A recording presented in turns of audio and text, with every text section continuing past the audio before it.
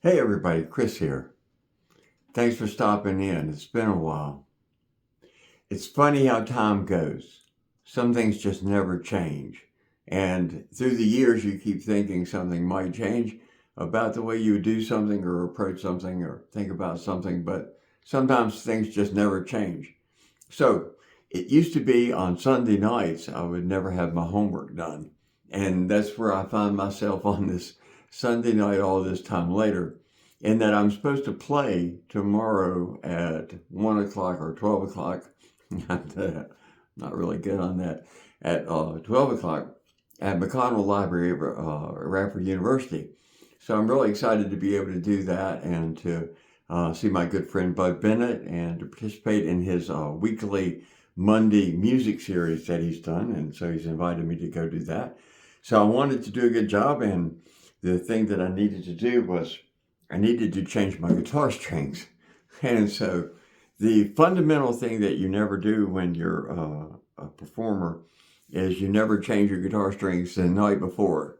And so this has been my dilemma in terms of whether I want to change my guitar strings now or wait until tomorrow and not actually change them, but just carry the extra strings with me.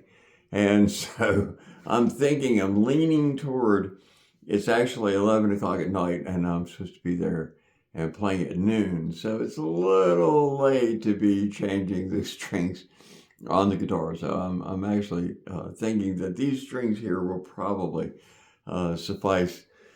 And my guitar usually always sounds good anyway. So I'm thinking about that. So oftentimes it is where you find yourself over time. I was always late getting my homework done on Sunday night. I would hear the wild world of Mutual of Omaha's Wild Kingdom and the Disney come on, and it would always freak me out because I would realize I wouldn't have my work done. Okay, let's live dangerous. It's never really stopped me before. So I'm in the middle of stringing, restringing the guitar, so I'm dialing everything down, and so you can get to hear me as we go on. So what I have been doing since last we talked, I'm actually creating a rocket stove. So if you research that, I'm hoping to.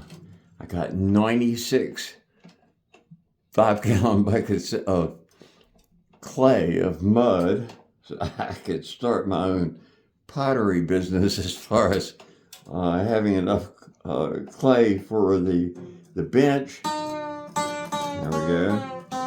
And I'll be able to create a rocket stove and have a really nice warm house.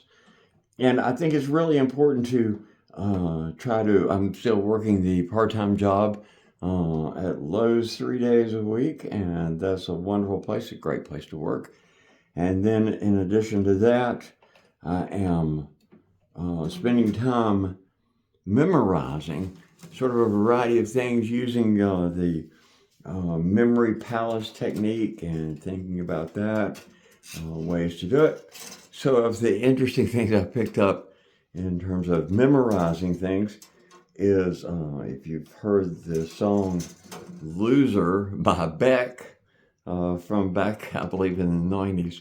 It's a great song, and it was really challenging for him to write it because it is such an abstract song and to write. And so it pushed him, and so for me, in ways, it was like learning a Jackson Pollock piece as far as the intricacies of the wording, and so I memorized that. Then also my favorite Shakespeare play has got to be the Scottish play Macbeth, the tragedy of Macbeth. And in the play Macbeth, there is a scene called the porter scene, in which the porter lets a group of people in a main gate. And so I felt like it was a historically important piece to learn. And so I memorized the porter speech. And so I'm able to do the porter speech from Macbeth. In case anyone's looking for a porter at the last minute in on Broadway, and you need a porter, you'll be able to come to me and get a porter speech on that. I'm also working on the Shakespeare piece, Shall I Compare Thee to a Summer's Day? That's a really interesting piece. I'm about 3/4 of the way through that. That's what I do when I'm standing around if I'm not straightening up at the registers and waiting on a customer. I'm working on memorizing these pieces of Shakespeare. And so I would challenge you to do it in terms of thinking through ways to memorize different types of things. I think it's a great exercise for your brain. And it's interesting to be able to see the world and to say the world through someone else's words, someone else's thoughts. It sort of snaps us out. Right now is a really difficult time. And so being able to remember that we're not alone and we are not by any means the first people to go through angst over things and to have a difficult time. And one of the fun things about Shakespeare is that he urges you to remember really good times and to be able to think back and to remember a person or a thing that was going on and to be able to bring your memory back to those times. And you get a break from your own negative self-thinking. And so that is the 29th sonnet. And so that's one of my favorite sonnets because it really talks about, I'm sorry, I'm sort of stuck. It talks about the fact that if you compare yourself to other people, other things going on and what other people have and how they're doing it, it can become really depressing and really sad for you as far as thinking that other people have it better or they have it going on. And in it, sometimes we forget to take care of ourselves. We forget to take care of the things that make us happy and make us dance and smile and feel good. And so when you stop, though, if you're able to pull back and remember better times, or you're able to remember things that make you happy, your love in your life, then that really gives you an opportunity to step back. And so the 29th sonnet basically says that, oh, let me tell you this part too. A lark is a particular kind of bird that apparently gets up really early in the morning and loves to sing. And so I've never really, I've heard of a lark, but we don't have a lot of larks around here.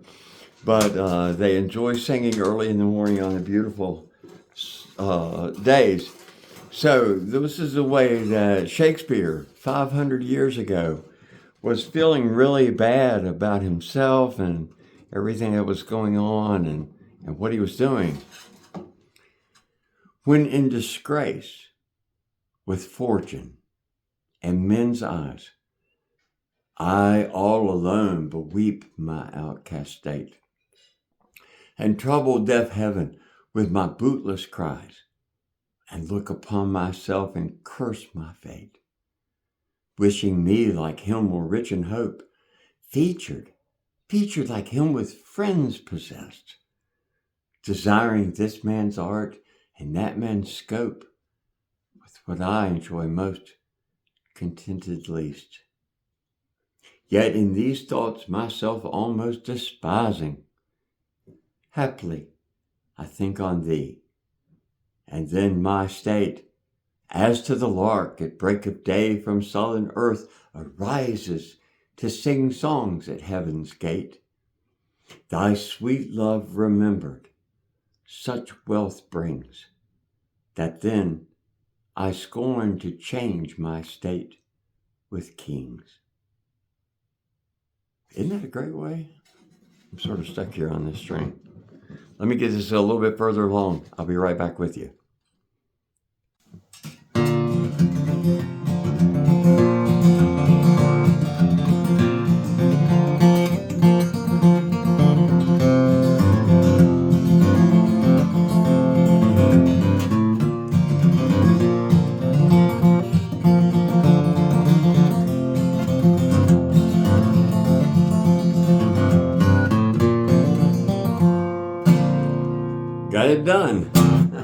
got the strings on. And we'll cut the strings by morning. That used to actually be sort of a trademark of mine. I would leave my strings uncut and it would really annoy everybody that I played with and people watching in general. So I will cut my strings before morning. Thank you so much for watching. I hope that you'll check in with my other channel, Dr. Moon's Smile Therapy. I'm trying to do a series in which I'm sort of abstract painting, but the series is meant to feature a lot of the local new artists that we have in Blacksburg area, and they're good friends of mine, and so I hope you tune in. We've done some here recently, and so we'll be doing some more here coming up. So stop in and check out the music series on Dr. Moon's Smile Therapy. And again, thank you so much for watching. I hope everyone has a blessed day. Thanks for watching me put my guitar strings on, and I hope you go out and memorize something fun to recite back to yourself. So have a blessed day, and I'll see you next time.